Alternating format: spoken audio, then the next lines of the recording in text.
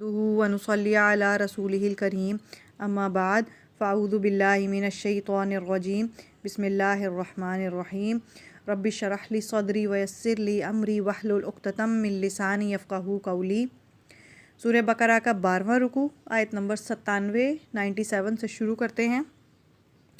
उल मन कान अदुव्वल लिजिब्रीला, कह दें जो हो जिब्राइल का दुश्मन, फ़इन्नहु तो बेशक नज़्ज़लहु उसने ये नाजिल किया है, अला क़ल्बिका तेरे दिल पर, बिइज़्निल्लाहि अल्लाह के हुक्म से, मुसद्दिक़न लिमा बैन यदैहि तस्दीक करने वाला है उसकी जो इससे पहले है, वहुदम व बुशरा और हिदायत है और खुशखबरी है, लिलमुमिनीन ईमान वालों के लिए। इस आयत का शान नुज़ूल ये है कि हज़ूर सल्लल्लाहु अलैहि वसल्लम के पास यहूदियों का एक आलिम और कुछ लोग आए। वो आप सल्लल्लाहु अलैहि वसल्लम से कहने लगे कि हम आपसे चंद सवाल पूछेंगे, अगर वो जवाब सही हुए तो हम आप पर ईमान ले आएंगे। उनके सवालात, याकूब अलैहिस्सलाम ने अपने ऊपर कौन सा खाना हराम किया था? तो आप सल्लल्लाहु अलैहि वसल्लम ने जवाब दिया कि हज़रत याकूब अलैहिस्सलाम को अरकुन निसा की बीमारी थी। उन्होंने मन्नत मानी थी कि अगर मेरी ये बीमारी दूर हो जाए तो मैं अपने ऊपर वो खाना हराम करूँगा जो मुझे सबसे ज़्यादा पसंद होगा। तो आप अलैहिस्सलाम को जब इस बीमारी से शिफा हो गई, आपने अपने ऊपर ऊँट का गोश्त और ऊँटनी का दूध हराम कर दिया था। उनका दूसरा सवाल ये था कि बच्चे की माँ या बाप से मुशाबहत कैसे होती है? आप सल्लल्लाहु अलैहि वसल्लम ने फरमाया कि जिसका पानी सबकत ले जाए बच्चा उसी जैसा होता है। अब उनका तीसरा सवाल कि बनी उम्मी की नींद कैसी होती है? आप सल्लल्लाहु अलैहि वसल्लम ने फरमाया कि बनी उम्मी की आंखें सोती हैं और दिल जागता है। चौथा सवाल ये था कि वही कौन सा फ़रिश्ता लाता है? आप सल्लल्लाहु अलैहि वसल्लम ने जवाब दिया कि वही हज़रत जिब्राईल अलैहिस्सलाम लाते हैं। अब ये जवाब सुनना था कि वो कहते हैं कि हज़रत जिब्राईल अलैहिस्सलाम तो सख्ती के अहकामात लाते हैं और मीकाईल अलैहिस्सलाम चूँकि बारिश के फ़रिश्ते हैं, वो बारिश और हवाओं के अल्लाह ताला से अहकाम लाते हैं। अगर वो वही लाते तो हम आप पर ईमान लेके आते। तो इसके जवाब में अल्लाह ताला ने ये आयत नंबर 97 और 98 यानी 97 और 98 ये अल्लाह ताला ने वही नाजिल फरमाई थी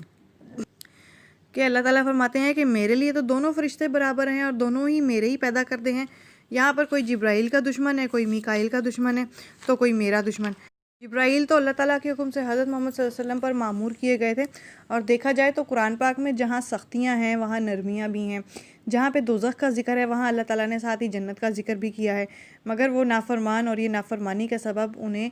बड़ा ही भारी अजाब उन्होंने अपने लिए तैयार किया हुआ है। यानी कि वो बहाने जो है वो आप सल्लल्लाहु अलैहि वसल्लम के पास आते हैं और फिर कहते हैं कि आप ये चीज़ करके दिखाएं या ये हमें बताएं तो हम आप पर ईमान ले आएंगे। लेकिन जब आप सल्लल्लाहु अलैहि वसल्लम उनका जवाब देते हैं तो फिर वो अपनी कोई ना कोई बहाना बनाकर अपनी बात से फिर जाते हैं। मन कान अदुव्वल लिल्लाहि, और जो कोई हो दुश्मन अल्लाह का, व मलाइकतिही और उसके फ़रिश्तों का, व रसूलिही और उसके रसूलों का, व जिब्रील व मीकाईला और जिब्राइल का और मीकाइल का, फ़इन्नल्लाह अदुव्वुल लिल काफ़िरीन, बेशक अल्लाह काफिरों का दुश्मन है। वलक़द अंज़लना इलैका, और अलबत्ता हमने उतारी है आपकी तरफ आयात बय्यिनात निशानियाँ वाज़े, वमा यकफुरु और नहीं वो इनकार करते बिहा इससे इल्लल फ़ासिक़ून मगर सिर्फ नाफरमान। यानी कि अल्लाह ताला कहते हैं हमने तो इतनी वाज़े निशानियाँ जो हैं आप सल्लल्लाहु अलैहि वसल्लम की तरफ नाजिल की हैं, वही की हैं, लेकिन इस चीज़ का इनकार कोई भी नहीं करता मगर जो सिर्फ नाफरमान हो वही इस चीज़ का इनकार करेंगे। अवकुल्लामा, क्या जब भी आहदु उन्होंने अहद किया, अहदन कोई भी अहद, नबदहु तो तोड़ दिया इसको, फ़रीक़ुम मिनहुम उनमें से एक फ़रीक ने यानी एक गिरोह ने, बल अक्सरुहुम ला युमिनून बल्कि इनके अक्सर ईमान नहीं रखते। यहाँ पे इस आयत का भी शान नुज़ूल है। ये आयत मालिक बिन सैफ़ यानी यहूदियों के जवाब में नाजिल हुई। उनका एक शख्स था, जब आप सल्लल्लाहु अलैहि वसल्लम की खिदमत में हाजिर हुआ तो यहूदियों को अल्लाह ताला के वो अहद आप सल्लल्लाहु अलैहि वसल्लम ने याद दिलाए जो हुज़ूर सल्लल्लाहु अलैहि वसल्लम पर ईमान लाने के मुतालिक थे। तो इब्ने सैफ़ ने उस अहद को भी इनकार कर दिया था। यानी वो ये अहद करते थे ना कि हम वादा किया हुआ था कि हम ईमान लाएंगे अल्लाह के नबी पर, लेकिन जब आप सल्लल्लाहु अलैहि वसल्लम ने उनका वो वादा याद दिलाया तो वो इस वादे से भी इनकार कर गए कि हमने तो कोई वादा नहीं किया था, यानी कि अपनी बातों से ही फिर गए थे। तो अल्लाह ताला कहते हैं कि इनमें से अक्सर ईमान नहीं रखते। वलम्मा जाअहुम रसूलुम मिन इंदिल्लाहि, और जब आया उनके पास एक रसूल, मुसद्दिक़न लिमा माअहुम तस्दीक करने वाला है उसकी जो उनके पास है, नबदा फ़रीक़ुम मिनल्लज़ीना तो फेंक दिया एक फ़रीक ने, ऊतुल किताबा जिन्हें दी गई थी किताब, کتاب اللہ کی کتاب کو وراء ظہورہم اپنی پیٹھ کے پیچھے کأنہم لا یعلمون گویا کہ وہ جانتے ہی نہیں ہیں۔ آیت نمبر 100 اور 101 یعنی جو میں نے ابھی تلاوت کی یہ والی اور اس سے پچھلی والی آیت سے ہمیں یہ معلوم ہوتا ہے کہ یہودیوں کے 4 فرقے تھے کہ ایک تو توریت پر ایمان لاتا تھا، اس نے ان کے حقوق کو بھی ادا کیا، مومنین اہل کتاب ہیں، ان کی تعداد تھوڑی ہے اور اس کا پتہ ہمیں بل اکثرہم سے پتہ چلتا ہے۔ دوسرا فرقہ یہ ہے کہ جنہوں نے اعلان کر کے تورات کے عہد توڑے اور اس کی حدود سے باہر ہوئے، سرکشی اختیار کی، ان کا ذکر نبذہ فریق منہم سے پتہ چلتا ہے۔ تیسرا فرقہ وہ جس نے عہد شکنی کا اعلان تو نہیں کیا، یعنی اعلان تو نہیں کیا کہ ہم نے اپنا وعدہ توڑ لیا ہے، لیکن اپنی جہالت سے اپنے وعدہ خلافی کرتے رہے، ان کا ذکر بل اکثرہم لا یؤمنون سے معلوم ہوتا ہے۔ چوتھے فرقے نے ظاہری طور پر عہد ماننے سے انکار کیا، جہالت میں اور مخالفت میں رہے، ان کا ذکر کأنہم لا یعلمون میں ہے، یعنی انہوں نے جانتے بوجھتے ہوئے اللہ تعالیٰ کے احکامات کو اپنے پیٹھ پیچھے ڈالے، یعنی کہ ان کے اوپر انہوں نے کوئی بھی خیال نہ کیا، نہ ان کی بات مانی، تو گویا کہ انہوں نے اپنے اللہ تعالیٰ کے سارے احکامات کو، اللہ تعالیٰ کی کتاب کو اپنی پیٹھ پیچھے پھینک دیا، اور ایسے پھینکا کہ جیسے وہ بالکل بھی جانتے ہی نہیں تھے۔ تبعوا ما تتلو الشیاطین اور انہوں نے پیروی کی جو پڑھتے تھے شیطان علی ملک سلیمان علیہ السلام کی بادشاہت میں، وما کفرا اور کفر نہ کیا سلیمان علیہ السلام نے، ولکن الشیاطین لیکن شیطانوں نے کفروا کفر کیا، ویعلمون الناس السحر وہ جو لوگوں کو سکھاتے تھے جادو، وما انزل علی الملکین اور جو نازل کیا گیا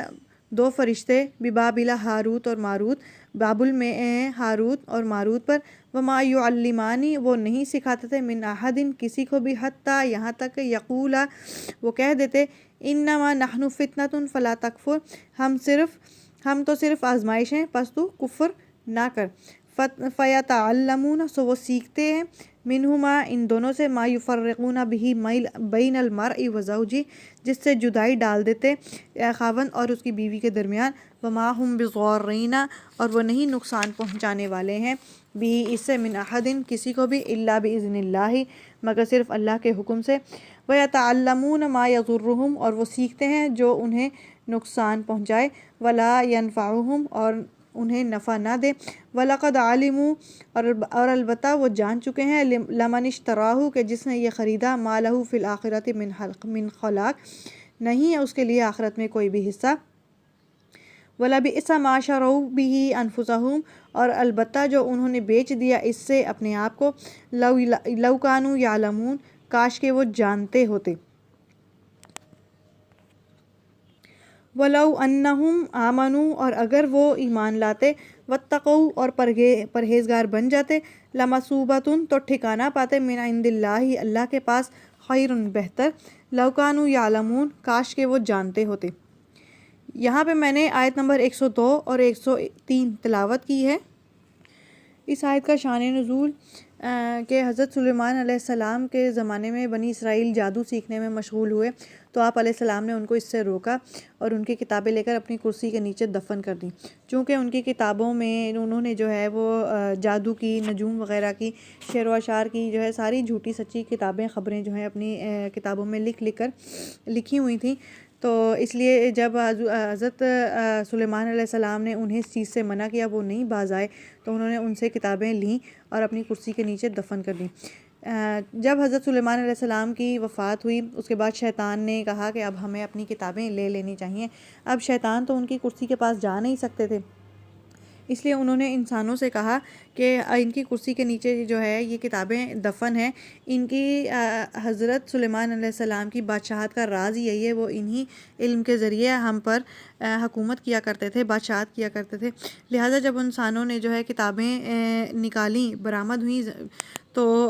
ان کا جو ہے وہ چرچا ہو گیا اور ہر شخص کی زبان پر یہی ہو گیا کہ حضرت سلیمان علیہ السلام کی حکومت کا راز یہی تھا، اور اسی علم کے ذریعے حضرت سلیمان علیہ السلام جو ہے سلطنت کیا کرتے تھے۔ بنی اسرائیل کے علماء نے تو اس چیز کا انکار کیا، لیکن جہاں جادو کو حضرت سلیمان علیہ السلام کا علم بتایا تو پھر اس کے سیکھنے پر وہ بھی معمور ہو گئے، انبیاء کی کتابیں چھوڑ دی، آپ حضرت سلیمان علیہ السلام کی نبوت کا اعلان کیا اور ان پر ملامت شروع کر دی۔ اور آپ علیہ السلام کو جادوگر کہنے لگے،